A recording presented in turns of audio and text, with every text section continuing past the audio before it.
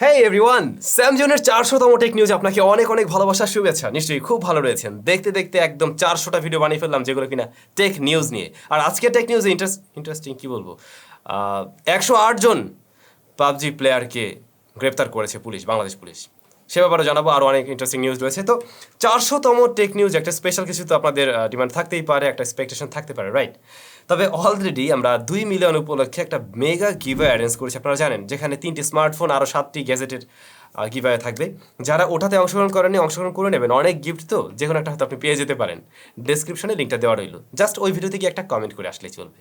আর video ভালো লাগলে অবশ্যই দেখবেন, কারণ ওইখানে আমরা দুবাই নিয়ে অনেক কিছু দেখিয়েছি। আশা করছি আপনার ভালোই লাগবে। তাহলে টেক নিউজের শুরুটা করা যাক টেকনোকে দিয়েই। আগামী মাসের শুরুর দিকটাতে, দ্বিতীয় সপ্তাহের ফার্স্টের দিকে টেকনো নতুন একটা স্মার্টফোন বাংলাদেশ মার্কেটে লঞ্চ করবে, যা স্পার্ক সিরিজের। স্পার্ক 8 আমরা পেয়েছি, তাহলে স্পার্ক 9 সিরিজের স্মার্টফোন আগামী মাসেই পেতে যাচ্ছি। ওই স্মার্টফোনটাতে নাকি বেশ কিছু অফার টফারও থাকবে।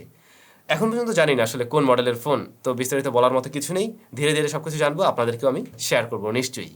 এবারে নাথিংয়ের ব্যাপারে নাথিং নিউজ আছে। নাথিং নিউজটা হলো এরকম, আজকে দেখলাম একটা ছবি ঘোরাফেরা করছে, যেখানে বাংলাদেশি প্রাইস দেখা যায় এবং এক কর্নারে দেখা যায় official 1 year warranty 12/256 GB variant smartphone, যার দাম 64,990 টাকা, 65,000 টাকা। তো যদি কিনা এই দাম হয়, তাহলে তো মানে শেষ, সেগুড়ে বালি একদম। এত দাম দিয়ে ওই ফোন কেনার কোনো মানেই হয় না। আমি ডিরেক্টলি বলবো, ওই দাম দিয়ে কেউ না কিনেন, এটাই মনে হয় বলা যায়। আর আদৌ আসলে এটা কোনো অফিসিয়াল নিউজ কিনা বা তথ্য কিনা, সেটা আমি শিওর না।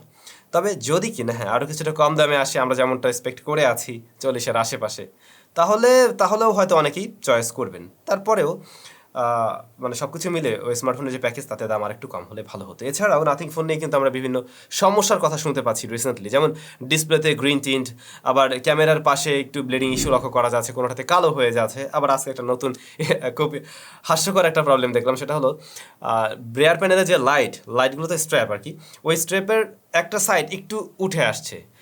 মানে আমি জানি না যারা তৈরি করছে আঠা কি ঠিকভাবে দেয়নি। তো এই সমস্ত বিষয়গুলো কিন্তু নাথিংকে হাসির পাত্র তৈরি করবে। যেমনটা হাইপ নিয়ে এসেছে, সেই জায়গাটা হয়তো আর ধরে রাখতে পারবে না। এবারে যে নিউজটা আপনি শোনার জন্য ওয়েট করছেন, পাবজি খেলার জন্য মানে 108 জনকে আটক করা হয়েছে, ছাত্র। আসলে বিষয়টা সত্যি। চুয়াডাঙ্গায় পাবজি মোবাইল ল্যান্ড টুর্নামেন্ট চলাকালীন সময়ে পুলিশ ছাত্রদেরকে আটক করে। তো সেখানে 108 জন ছিল, এবং এর মধ্যে যারা কিনা একটু ম্যাচিউর বা প্রাপ্তবয়স্ক, তাদেরকে 2 দিনের কারাদণ্ড দেওয়া হয়েছে। বিষয়টা মানে কেমন, মানে আপনাদের কাছে কেমন লাগলো, আমার কাছে কেমন লাগলো, এটা আগামীকালকে টেক নিউজ আমি বলবো। আপনাদের কাছে কি মনে হয় যে আসলে আপনারা এর পক্ষে নাকি বিপক্ষে, এই বিষয়টা অবশ্যই কমেন্ট করে জানাবেন। স্ন্যাপড্রাগনের পরবর্তী বড় শক্তিশালী প্রসেসর স্ন্যাপড্রাগন 8 Gen 2, যা নভেম্বর মাসে আসতে যাচ্ছে। নভেম্বর মাসে অ্যানাউন্স করা হবে স্ন্যাপড্রাগন সমিট 2022-তে। রেডমি K50i স্মার্টফোনটি ভারতের বাজারে আজকে অ্যানাউন্স করা হয়েছে, যার বেস ভ্যারিয়েন্টের দাম হলো 26,000 রুপি। এই স্মার্টফোনটিতে যা যা থাকছে, 144 হার্স রিফ্রেশ রেটের ডিসপ্লে, যা মূলত LTPS LCD panel. High refresher আছে, তবে আপনি অ্যামোলেড, সুপার অ্যামোলেড এমন কিছু পাচ্ছেন নাকি এখানে। Processor MediaTek Dimensity 8100। MediaTek Dimensity 8100 কিন্তু বেশ শক্তিশালী একটি প্রসেসর, এবং এইটার পারফরমেন্স নিয়ে সন্তুষ্ট থাকার মতো। ইভেন আমরা 2টা না 3টা স্মার্টফোনে ব্যবহার করছিলাম, দেখলাম যে এটা ভালো একটা স্টেবল পারফরমেন্স দিতে পারে, পাশাপাশি খুব বেশি হিট আপ হয় না, আবার ব্যাটারি বার্ন কম করে। তো ইন্ডিয়ার বাজারের জন্য আমার মনে হয় এই প্রসেসরটা ঠিক আছে এই স্মার্টফোনের জন্য। স্টোরেজ সলিউশন UFS 3.1, ক্যামেরা সেকশনে 64 megapixel main shooter, 8 megapixel ultra wide, 2 মেগাপিক্সেলের কোনেক্টিভ সেন্সর, ওই যে দুধভাত সেন্সর। ফ্রন্ট ফেসিং ক্যামেরায় 16 মেগাপিক্সেলের শুটার, ব্যাটারি 5080 mAh এবং 67 ওয়াটের চার্জার।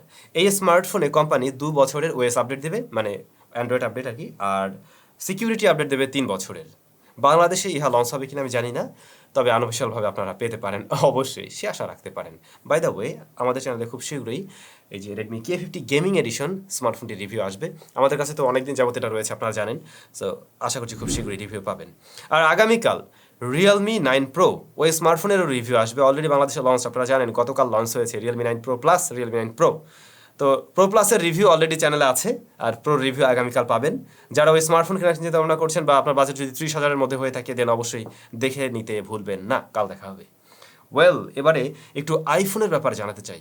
যুদ্ধ চলাকালীন সময় ইউক্রেনের এক যোদ্ধার পকেটে ছিল আইফোন 11 প্রো এবং একটা বুলেট এসে 11 প্রোর উপরে লাগে আর ওই বুলেটটা ভেদ করে ওপাশে যেতে পারে না, দ্যাটস ওয়াই ওই সোলজার কিন্তু বেঁচে যান।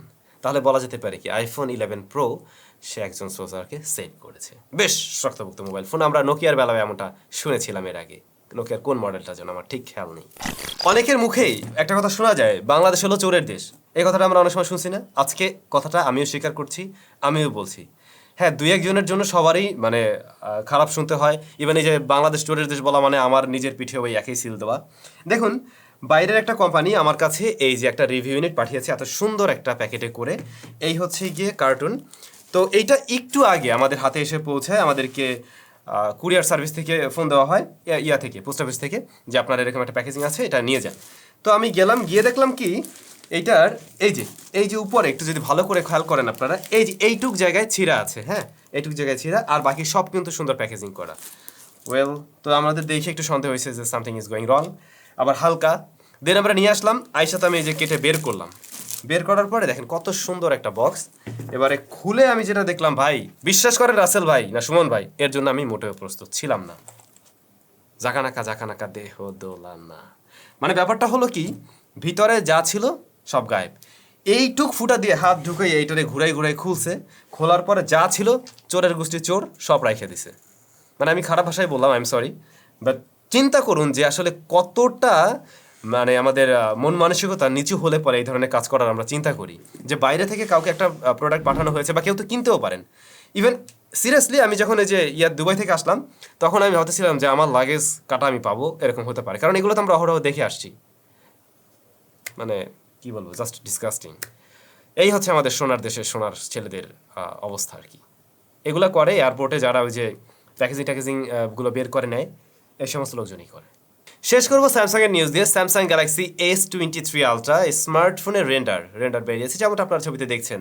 আমরা ব্ল্যাক ম্যাট কালারটা দেখছি। ব্ল্যাক ম্যাটটা কিন্তু আমার মনে হয় জোস লাগবে, মানে আরও একটু প্রিমিয়ামনেস বেড়ে যাবে। মানে ব্ল্যাক মোবাইল ফোনের ক্ষেত্রে ব্ল্যাক ভালো লাগে দেখে বললাম আর কি, হয়তো আপনাদেরও ভালো লাগবে।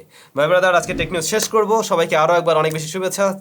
আপনারা 400তম টেক নিউজ দেখছেন, আপনাদের ভালোবাসা আমরা এত দূর চলে আসছি, একটার পর একটা মাইল ফলক আমরা স্পর্শ করতে পারছি। স্যালুট। এবারে আমরা কমেন্ট সেকশনে চলে যাই। ইটস মাইন্ড বিন শুভ, আপনার ব্যাকগ্রাউন্ডে স্মোক গ্যাজেটের নাম কি? হিউমিডিফায়ার ভাইয়া। এটা মূলত স্মোক থেকে না, এটা আসলে বাষ্প বলতে পারেন বা পানি বলতে পারেন। মুড অফ ভাই, টিভি বক্স রিভিউ করেন আন্ডার 2500 বিডিটি, এভি কানেক্টর থাকতে হবে উইথ দারাজ লিঙ্ক। আচ্ছা, আমি ট্রাই করবো। দারাজ লিঙ্ক থাকবে কিনা সেটা শিওর না, বা যে কোনো জায়গা থেকে কেনার ব্যবস্থা করে দেওয়ার ট্রাই করবো অবশ্যই। ভাই তুমি কি করো? ফারুক ভাই লিখছেন, স্যাম ভাই সেলটেক বিডিতে রিয়েলমি 9 প্রো প্লাস 28,990 টাকা, কেমনে কি? এটা আপনি ভুল দেখেননি, এটা সত্যি, ওটা আনঅফিসিয়াল ফোন। আর অফিসিয়ালটা তো আরও 10 না 11,000 টাকা বেশিতে লঞ্চ হলো। তো আপনি যদি আনঅফিসিয়াল ফোন নিতে ইচ্ছুক হন, দেন অবশ্যই কম দামে নেবেন। আর যদি ওই বাড়তি টাকা পয়সা দিয়ে নেওয়ার মতো আপনার ক্ষমতা থাকে, দেন আপনি ওটা নিতে পারেন। তবে ওটা আসলে ওভার প্রাইজই হয়েছে, যেটা আমরা গতকালকে রিভিউতেও বলছিলাম।